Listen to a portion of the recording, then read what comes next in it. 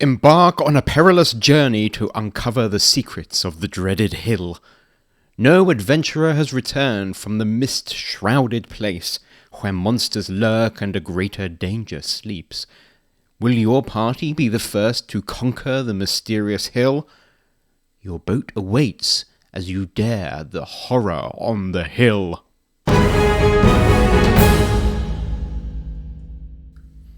Horror on the Hill was written by Douglas Niles and published by TSR in 1983. It is designed for D&D Basic for levels 1 to 3. My version is an A4 print-on-demand from DriveThru RPG. Originally, it had a detachable cover with maps. It is 32 pages. This is an introductory adventure featuring a wilderness area, a ruined monastery, extensive 3-level dungeon, and various other small adventure sites. The adventure's blurb and front cover are rather deceptive, hinting at barbarian and witch foes, neither of which are the main antagonists of the adventure. D&D Basic or a similar system is required to run this adventure. This adventure is somewhat similar to B2 Keep on the Borderlands in that it has both a wilderness and dungeon setting to explore. In both cases, it is more expansive than B2, but unlike B2, the starting settlement of Guido's Fort is named and briefly described, but in much less detail and without any map. This is a fairly straight fantasy adventure featuring trailblazing exploration and lots of combat. The intended tone of the fog-covered hill is supposed to be quite eerie, I suppose. I don't think that this is particularly well maintained in the text, though. The adventure gets more tense towards the end as the dangers escalate and the chance of escape disappears. There is no real plot hook to get the players involved. They begin in the starting fort. After picking up some rumours about the possible dangers on the hill, the PCs must cross the great river and begin exploring the fog-shrouded wilderness. There are plenty of dangerous creatures, including giant insects, hobgoblins, ogres, Neanderthals and ghouls inhabiting the hill. In addition, 2 witches also call the place home. Unless the PCs attack the witches, they will find them to be a source of further information and aid. Eventually, the PCs will end up in an overgrown monastery, now inhabited by an army of hobgoblins. Battling through the many foes that guard the upper and lower levels of the monastery, the PCs will eventually face the Hobgoblin King. Having slain the king, the PCs will wish to return back to their home base, but an unavoidable trap will send them plunging into the lower caves, a maze filled with berserkers, bugbears, ghouls, and other foes. Forcing the party into this part of the dungeon is done in a very clumsy fashion and may frustrate some players. The only way to escape is to go deeper into the caves, and eventually the PCs will come across a tribe of kobolds. The final test for the PCs blocks their exit, a young red dragon destined to claim at least some of the PCs with its fire breath. Side quests are not well announced. The PCs can save a captured Neanderthal and help his tribe claim caves currently occupied by ogres. The Witch Sisters are also looking for magic items and will pay the party for the dragon if it is subdued.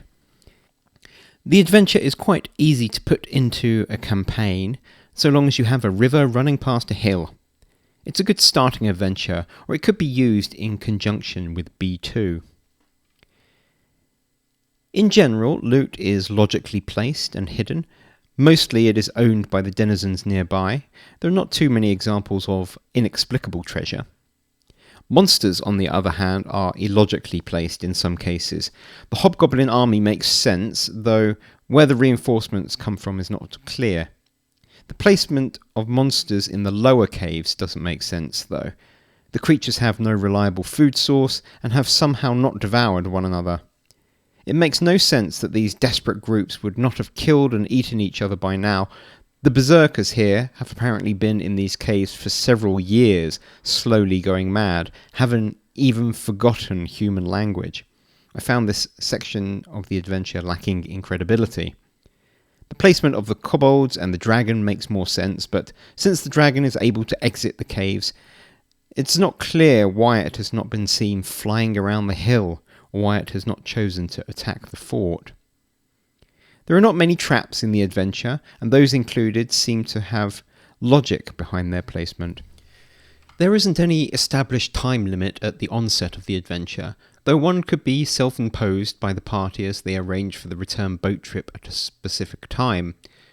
The goblinoids will replenish their ranks every 3 days, and also have a 33% chance of increasing their numbers by 50%. Once the party fall into the lower caves, though, their rations and light sources will dictate how much time they have to escape, and of course there is no easy way to rest and heal in those lower tunnels. The starting fort is not detailed beyond a very basic description. This is not such a bad thing. I prefer the pages dedicated to the adventure, and there is a perfectly good keep detailed in Keep on the Borderlands. The wilderness section is fine, but can certainly be improved upon. Movement along the trails is at a painfully slow 300 feet per 10 minutes. That's about 0.3 miles per hour. While movement through the trees is 75 feet per turn, followed by a mandatory 2-turn rest, resulting in 25 feet per 10 minutes. That's 0.03 miles per hour. To put that in context, that is the same speed as a garden snail. Because of this restriction, PCs will end up sticking to the path, and the wilderness section ends up resembling a point crawl.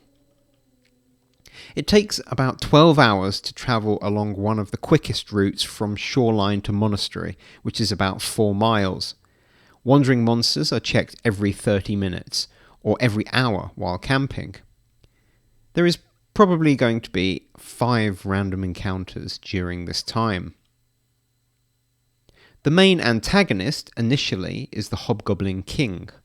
He is raising an army, presumably to attack the human fort. The most dangerous antagonist, though, is the dragon. But there is no hint of the dragon until the PCs will stumble upon it in the final room of the 3rd level. The dragon seems to have no motive or background.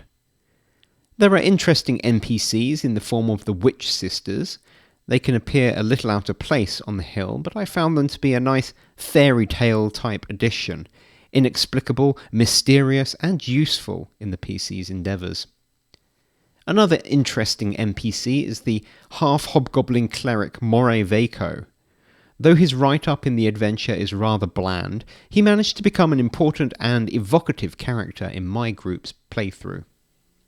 There are some factional conflicts in the module, between the ogres and Neanderthals on the hill, and between the various groups in the 2nd dungeon level. Little is explicitly detailed in the adventure about factions, though. There are a good variety of interesting monsters in the module, and some used in interesting ways, such as a rubber fly trap, goblin ambush, half-starved wolves defending the corpse of their slain master, and there are even 3 new monsters in the form of the piranha bird, steam weevil swarm, and lava lizard. There are also a couple of inexplicable monsters, such as baboons and zombies. The monster stats for the piranha bird and steam weevils have been mixed up, so beware of that. The Hobgoblin King is not particularly interesting as a villain. The module specifically requires him to spend all day sitting on his throne, otherwise the railroading pit trap would trigger too early. A bit more background on the king and his army would have been welcome. In the wilderness and each level of the dungeons, there are wandering monster tables. The wilderness table has day and night versions as well. No details are given as to the actions of the wandering monsters when they are found, or if they come from specific rooms.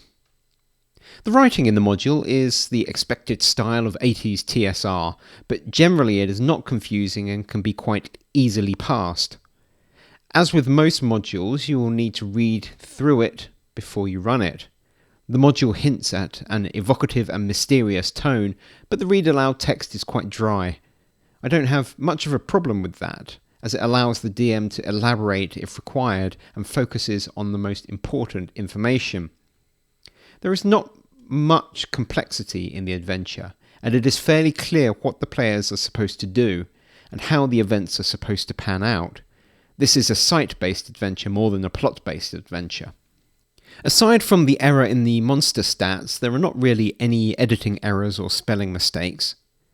I like how focused the writing is. There is a clear goal to present the information that is pertinent to the players. There is not a lot of words spent on backgrounds and histories that the players will never discover, though this can leave the DM a little in the dark about the origin and purpose of the monastery, and the motives of the Hobgoblin King. It does allow the DM, however, to work this stuff out for themselves, helping the adventure to be more easily integrated into the home campaign. The art is not too bad. I really like the Hobgoblin images. They have a unique character to them. I quite like the cover image for the portrayal of the hill, but I wouldn't say that it is the most accurate portrayal of the module overall. The cartoon style of the art clashes somewhat with the tone that the module is going for, but it is probably just right for the basic D&D line, which was supposed to be more family friendly.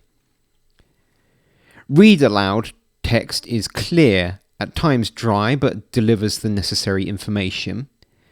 There are no modern formatting styles of bullet points, etc., but monster stat blocks are presented in an abridged form. Sections are, for the most part, clearly divided.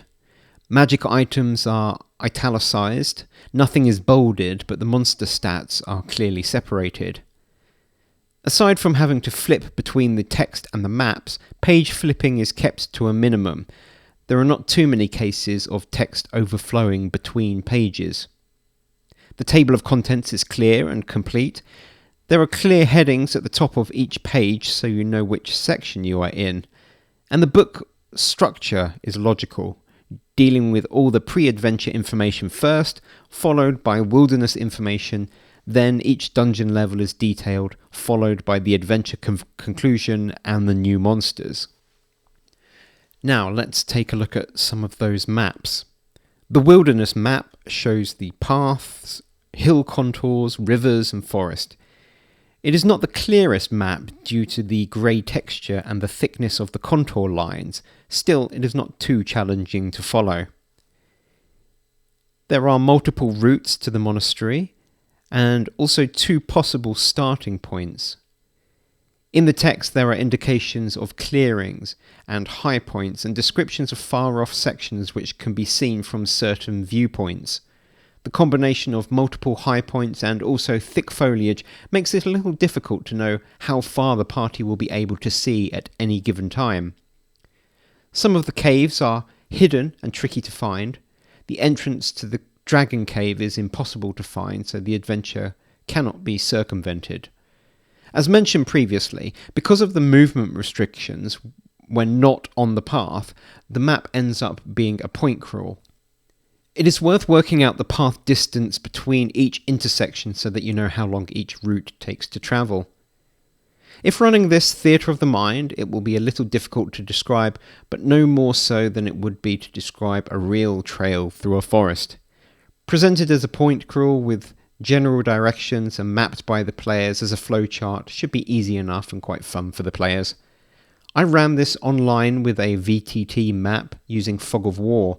I think this is not the best method to use, as the sense of discovery and exploration is diminished. The page numbers are not so clear in this version of the map. Larger text would have been appreciated, and the scale and compass are clearly marked, as is the contour elevation. It would be good to have some description of the intersections, allowing the players more information when they choose which direction to take. If you have time when preparing this module, you can come up with a sentence for some of the intersections, describing the elevation, foliage density, or general appearance of each fork in the road. Now let's take a look at the dungeon maps. The room numbers are clearly labelled. Monsters are not shown on the map, with the exception of room 49, where the position of the monsters seems to be important. Light sources are not marked, and all the interior maps are 10 feet per square. The monastery map is 20 feet per square. Elevation and ceiling height is not marked. Dungeon level 2 does show which passages cross over others. Terrain features are well marked, including water, fissures, rubble, even furniture in most rooms. Secret doors and locked doors are well marked, traps are marked on the map, but the direction that doors open is not marked. There is only one adventure that I have ever seen where sound was marked on the map. Before you run this adventure, mark the areas where the sound of the hammer and anvil of the forge can be heard. This is never mentioned in the text and should be very obvious to the party as they approach the stairs to dungeon level 1. The dungeon maps all have loops and are non-linear. Dungeon level 2 is in fact a maze and is designed to get the players lost. This will end up being played as somewhat of a point crawl again. Dungeons levels 1 and 3 are pretty good, though there is only one route to the Hobgoblin King. This means the characters cannot avoid the pit trap that will drop them into level 2. The links between the 3 levels are linear, meaning that the levels will be dealt with in order. Multiple ways between the 3 levels would have been better in my opinion. While there are several ways of getting into the monastery ground floor, I'm disappointed that there is only one route into the dungeon below. In my own game, I added several secret ways into the dungeon. Dungeon level 1 should be easy enough to describe to players. The cave systems in level 2 and 3 will be much more difficult and next to impossible for the players to map. Now, the encounters in this adventure, none of them are particularly complicated, so the text is quite straightforward. In places, the writing could be reduced a little bit more, but overall I think the writing style is fine.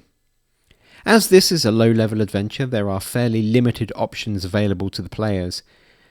There is not much in the way of directing how players should proceed through the adventure. This is not a plot-based affair. It is expected that the players will fall into the trap after killing the Hobgoblin King. I really don't like this railroading, and there is almost no way to get up from the pit trap once the players have fallen. In my own game, I modified this to allow the players to go between the dungeon levels with ease, but I did still include the pit trap, just in a different place. There is an explanation on how the characters may subdue the dragon. This is something that is included in older D&D rules, and I don't really know the origin of it. However, my players never attempted to subdue the beast. Overall, there is not much that the players can do to break this game. The contents of the rooms are usually interesting enough. Those rooms that are empty are at least worth investigating for a turn. About 45% of the rooms and wilderness areas have monsters in them. This is a little higher than expected, but not excessive. Treasure is present in less than 10% of the rooms. There are several ways to deal with encounters, but aside from subduing the dragon, little is advised in the encounter descriptions. Though the characters may attempt to sneak through the hobgoblin lair, they will almost certainly get embroiled in a fight and will probably find themselves surrounded at some point. In terms of secret door and trap tells, the module has few. I would advise coming up with the methods that the secret doors open. The challenges of the monsters range from kobolds and centipedes up to ogres and a dragon. This adventure is advertised as level 1 to 3, but I think it is probably best suited for level 3, unless you have a very big party. There are no unique magic items, everything is by the book. I would advise spending some time making the basic +1 weapons more interesting. The treasure is placed logically, usually being the property of the monster closest to its placement, and the total XP for the monsters and the treasure is 47,000.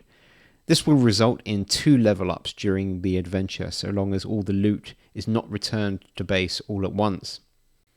The module advertises the inclusion of pre-made characters.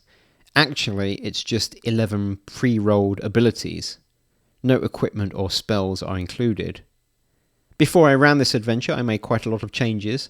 I'll provide a summary of these changes in another video. If you will make any simple changes to this adventure, make the wilderness movement less punishing, and try to find alternative ways of getting the characters into the lower dungeons without forcing them down an inescapable pit trap. In summary, I would describe Horror on the Hill as an updated version of B2, Keep on the Borderlands. In some respects, an improvement, in others not. I think that the dungeons are more complete and interesting than the Caves of Chaos. There is a lot crammed into this adventure. 3 levels of dungeon and the monastery itself, wilderness areas and some smaller caves to explore. Lots of different monsters, but a general cohesion in the Hobgoblin lair. It's quite well written and generally easy to run. You can easily fit it into your home campaign or use it as the starting point for a campaign. Though there is nothing written about developments once the Hobgoblin army and the dragon are defeated. The new monsters are interesting and easy to include in future adventures. The adventure doesn't have a starting settlement, NPCs or beginner tips that B2 has, but as I suspect the adventure is really designed for level 2 or 3 characters, the starting settlement can be stolen straight from B2. Indeed, Horror on the Hill is a perfectly suitable follow-up adventure. The biggest problems in this adventure can be easily fixed. Change the movement penalties in the wilderness, come up with a more palpable threat posed by the hobgoblins. For example, they will attack and sack Guildo's fort in 1 month unless they are dealt with. After that, I would advise adding more entrances to the lower dungeons and not railroading the players into level 2. I think it is a good idea to at least hint at the existence of the dragon, either with a rumour or some history suggesting a dragon, or have the characters hear or see the beast flying overhead. The adventure is designed for novice players and DMs. It's a great adventure to start your campaign with, and also provides a lot of seeds for expansion. You could probably combine this with B10, Night's Dark Terror. Overall, I think this is a pretty good adventure, and in a future video I will describe the changes that I made for my home game. If you've played through this module, let me know your thoughts in the comments below. If you'd like to support my channel, you can pick up Slughouse from DriveThruRPG or join my Patreon. Links are in the description. And as always, thanks for watching.